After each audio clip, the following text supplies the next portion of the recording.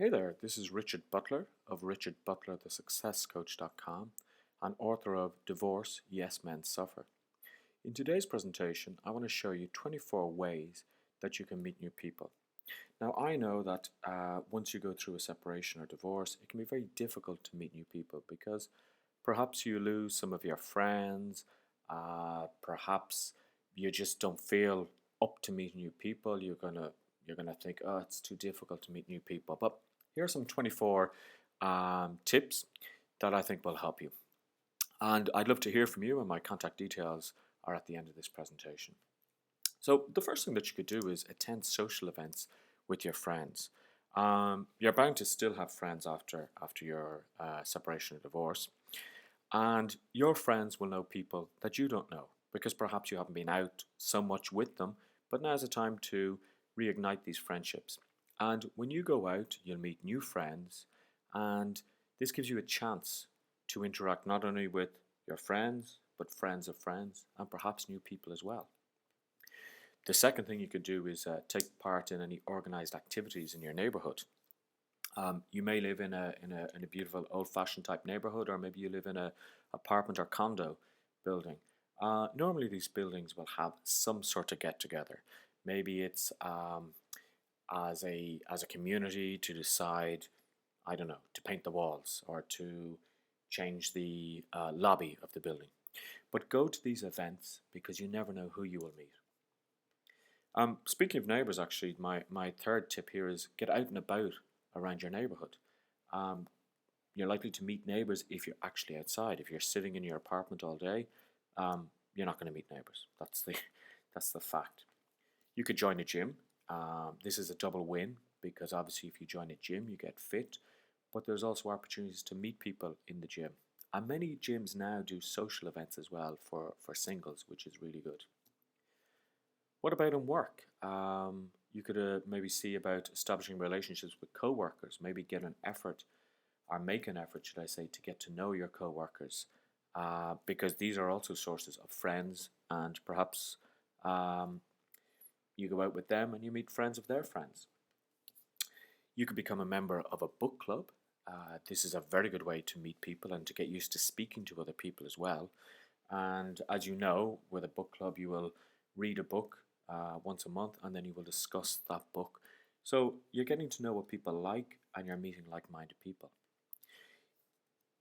The gym sometimes can be seen as a solitary thing that you go, you do the machines, you do the weights, and that's it. So number 7 is maybe play team sports. Do you like soccer, football, basketball, baseball? Maybe you could join a local team and learn a new sport. And a team sport could also be something like a martial art, karate, judo, etc. Something where you're interacting with other people. Number 8, tap into your family and your extended family. Maybe go visit them. See if you can arrange a barbecue or see if there's any social gatherings that they may have. Because as well, then you get to open up your circle of potential friends. A nice thing to do actually is to volunteer at your favorite charity. Maybe do a couple of hours a week in a local charity shop, a local soup kitchen, etc. That can be a great way to meet new people and to give back to the community as well. Number 10, have you ever thought of taking up a hobby? What if you enjoy woodworking? Maybe you enjoy knitting. Maybe you love programming. Maybe it could be any type of hobby. What you need to do is you need to go out, see what you like, and then find a group where people actually share this hobby. Linked to this is number 11, which would be think of taking a class.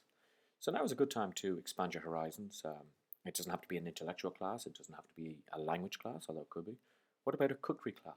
Personally, I love cooking, and it's probably about time that I went to a class to learn about cooking.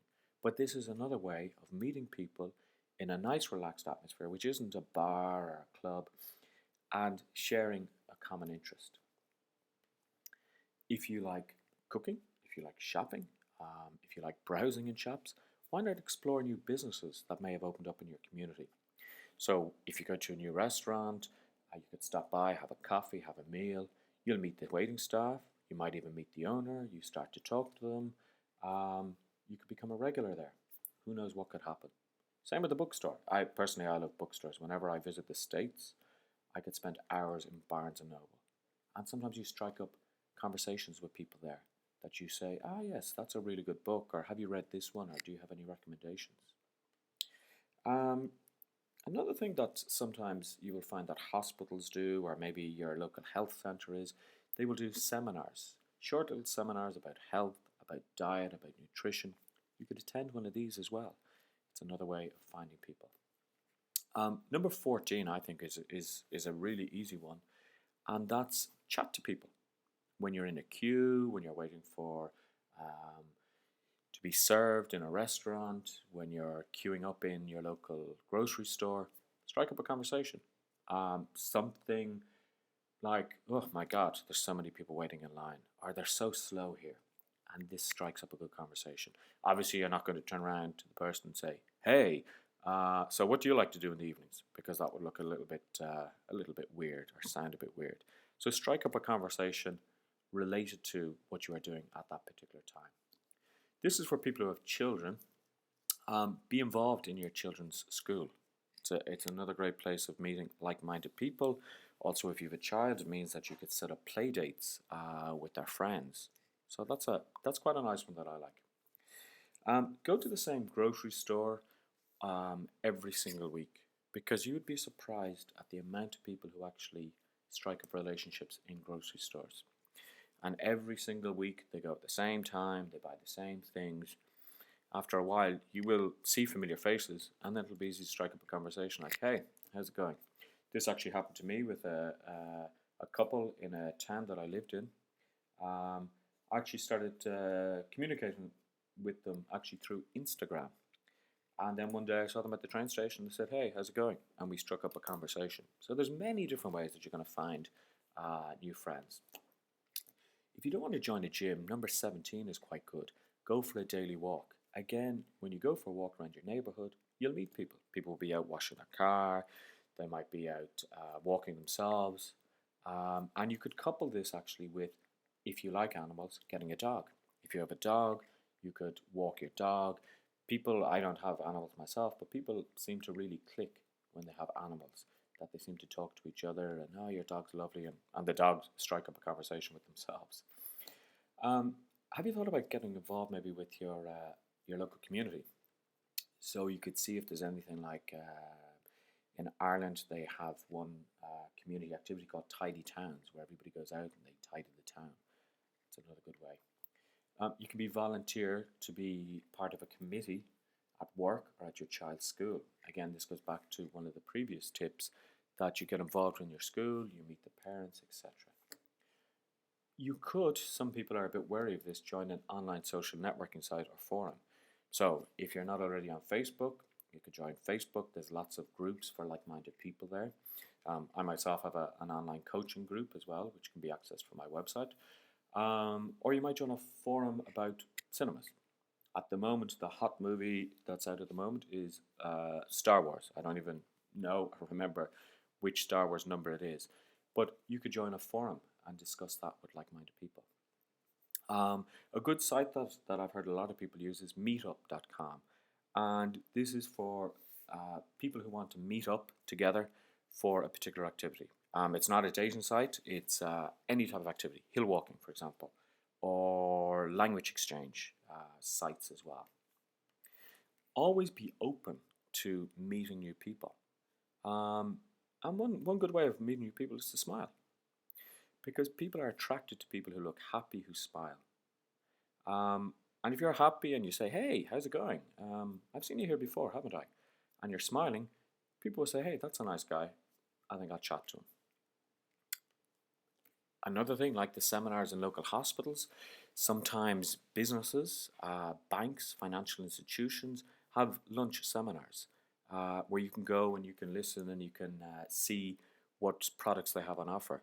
Again, this could be the start of getting in with some people and starting to talk to them. If your local area has local festivals, certainly here in Barcelona, they have what they call the Festa Mayor, which is like the local festival for the different neighborhoods or the different towns within Barcelona. And this is a great way to meet people, to go out. The streets are all decorated, there's bands, there's lots of markets, etc. It's another avenue that you can use. Go to your local community centre, actually. Most communities have a community centre where people gather, where people meet. You could advertise a course that you want to run, or you could look for a course that you want to attend.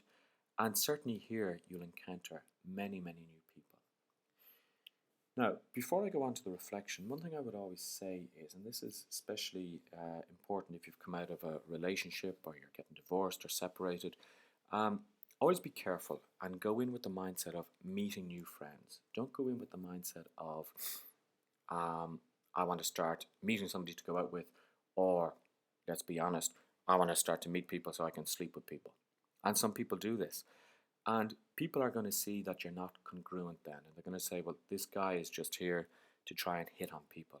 And the one thing that you don't want to do is, you don't want to be that guy where people say, here comes Johnny, and Johnny, just be careful of him. He seems really nice, but he has only one thing on his mind. So just be careful of that, okay? So the reflection, I think you need to open up your mind and brainstorm other strategies that you can use to meet people. And be open to all types of people.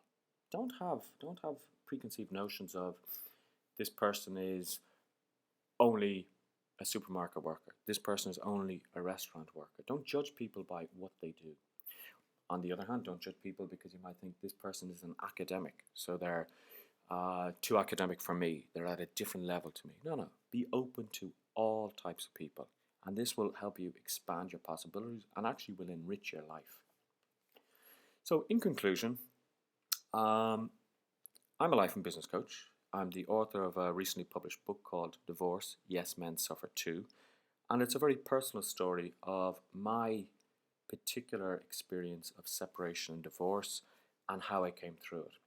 The book is aimed at men. As I looked into the market, and I saw there wasn't a lot of books that talk about men and talk about feelings and divorce. And the tone of the book is very conversational. It's as if you and me are sitting down, having a cup of coffee, and I'm telling you about my experiences. I'm not saying that my book is right, that it's wrong. It's my personal experiences, and I believe that it can help you.